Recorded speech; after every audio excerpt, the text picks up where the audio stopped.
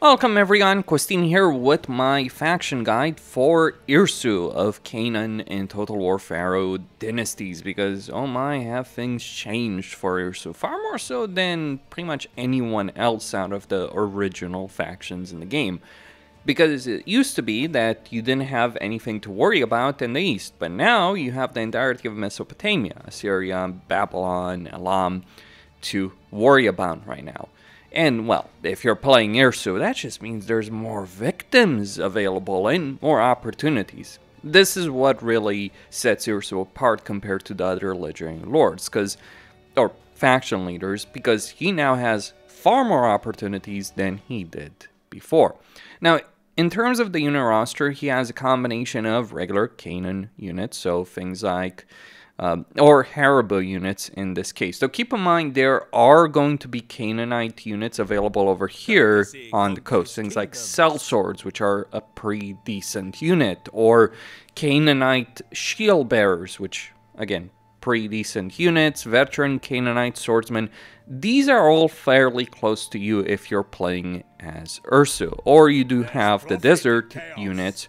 So a combination of archers, some decent infantry but not particularly great infantry, more importantly slingers, archers, javelins that are available. In terms of your faction units, the unique faction units, you get things like Canaanite bowmen, and then you get a bunch of units over here at tier 3 that have pretty good stats, pretty decent armor, like 60 armor on all of them, shielded units, 2 of them. One is a sword and shield, the other is axe and shield. If we look at sword and shield, they have a pretty good situation over there, though axe infantry in general is better.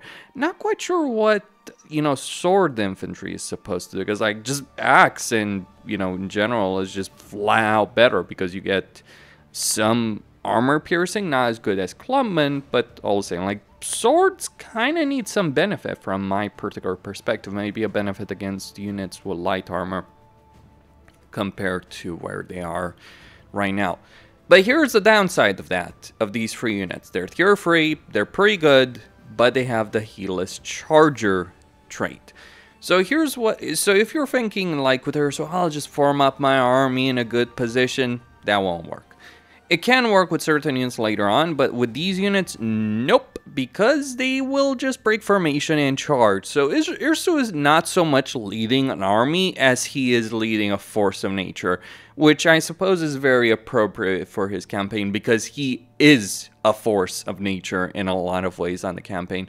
Burn it all to the ground, conquer everything, it doesn't matter. You're just here to troll and have fun. I mean, seriously, the Changeling in Warhammer 3 wishes he was half the legendary lord that Irsu is in terms of just trolling everyone.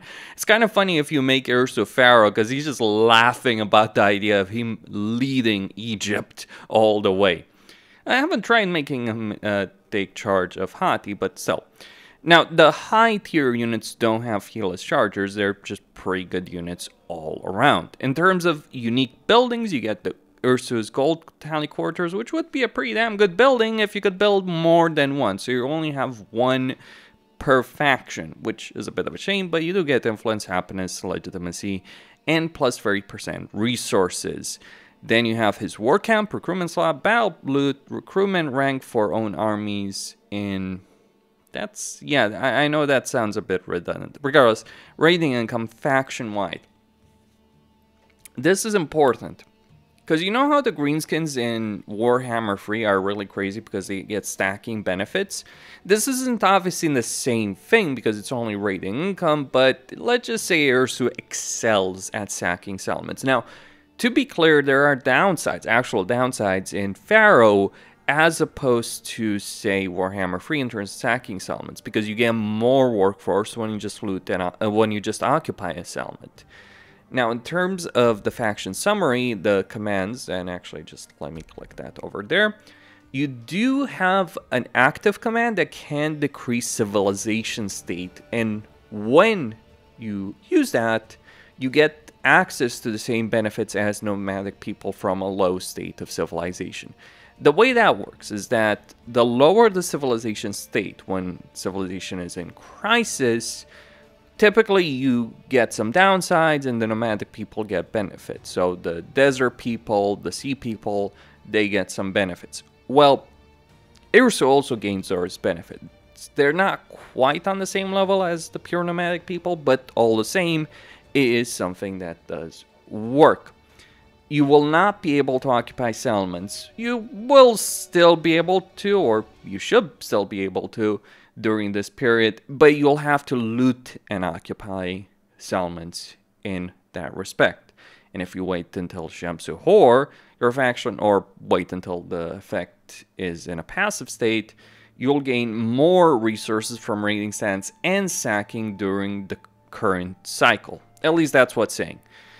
And you get the benefit in court.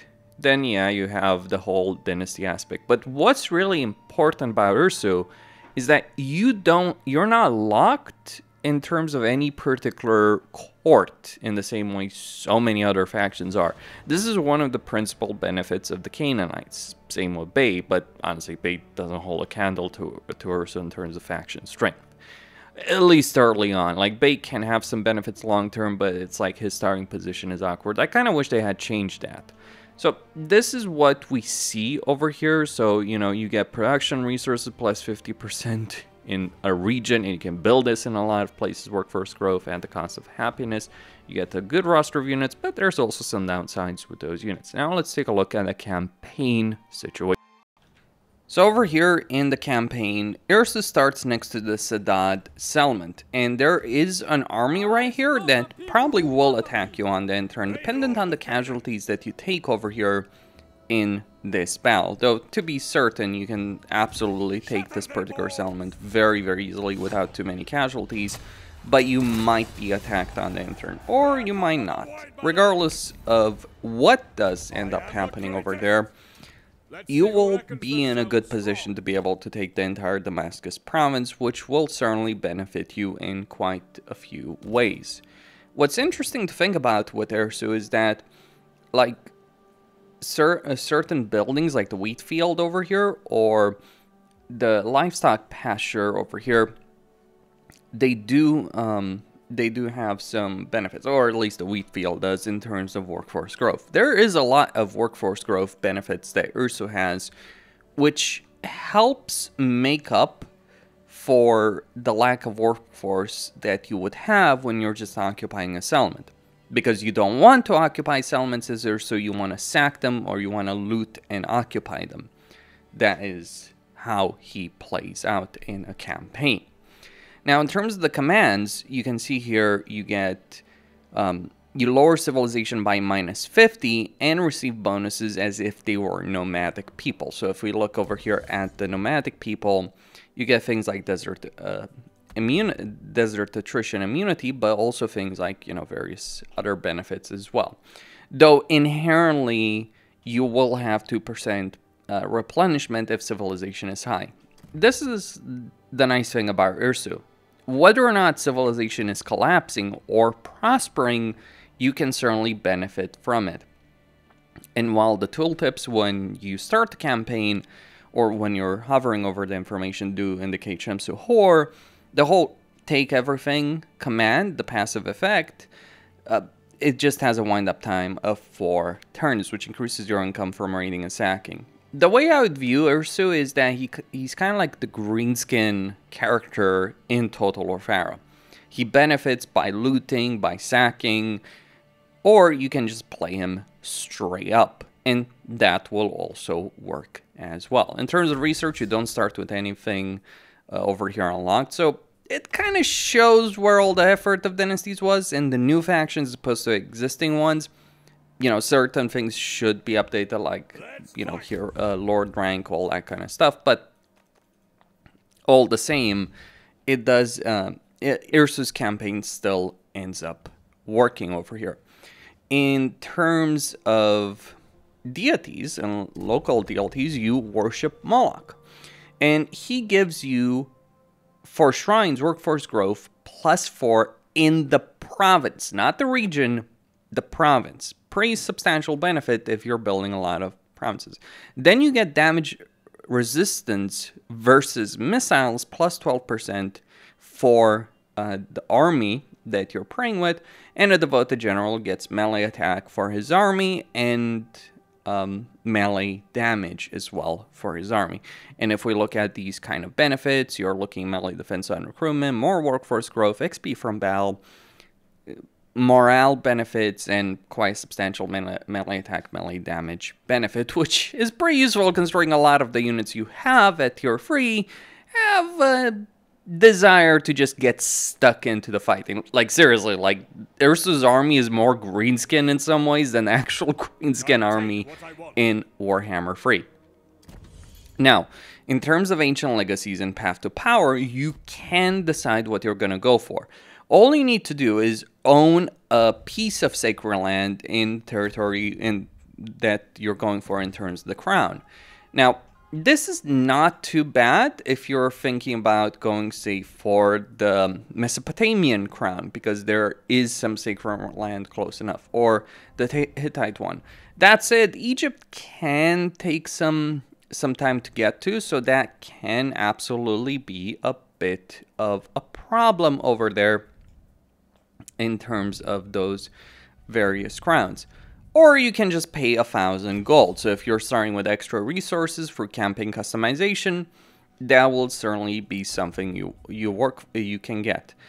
And it's that kind of customization power that Irsu and Bay do have in terms of like Path to Power, Ancient Legacies, that really makes this campaign work. So let's say we go for the Mesopotamian royal tradition.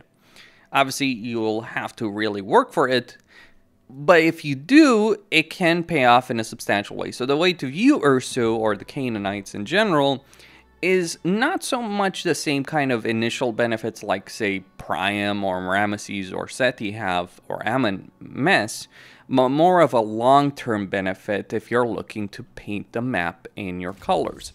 In terms of Ancient Legacies, you know, you probably can go with the Lawmaker, or you can go for Sargon the Great, because surprisingly, it might actually just fit Irsu very, very well in his campaign. You know, having those ambitions and objectives on the campaign map that he can deal with. One of the things that I may not have talked too much about over here is with respect to some of the titles that you do have in terms of unique, in terms of the faction unique titles, because that's one of the ways that CA Sophia decided to make things unique. You get plus 30% movement range at sea and on land, or you can initiate battles on the march, which is pretty useful because it just gives you that kind of power ability. Obviously, some of them will be shared, but there are certainly some unique titles which you can see over here in terms of this. As Irsu, your titles reduce your faction happiness in exchange for various bonuses. Your armies can cause fear and in enemy units and gain more loot from winning battles, especially sieges. So, you know, you look at something over here like resources from raise plus 250%, or building damage, looting, or sacking plus 50% for this army. So there are downsides, of course, but those upsides are fairly significant. You could genuinely play this campaign with just one province as opposed to going out there and conquering it, but of course you're gonna miss out on the power of the crown. It is worth it to at least get some sacred land and territory. So maybe, you know, one province in the power of the crown area you're aiming for, but beyond that, you can gain a lot of legitimacy just through battles. So remember that particular aspect about this particular campaign. And Ancient Legacies, again, like whatever you decide to go for. Sadly enough, you don't start with a wife, but hey, that can be arranged, and it's not necessarily too horrible with respect to that. So there we go. Just arrange that very, very quickly and gaining some benefits. So again, just slower build up, but once you do build up, you will end up in a fairly strong, solid position over here if you're going as Irsu. And you don't have the same issue as Bay, who has to deal with 2 separate factions, which can actually complicate a starting situation by quite a damn bit. So that would be Irsu. I highly recommend this campaign. Out of the baseline campaigns of the game, this is probably my favorite in the game. It just works. It works very well. You do have a lot of options, possibilities that others don't. Costin, signing out. Don't forget to subscribe, like, and enable notifications, and stay tuned for more.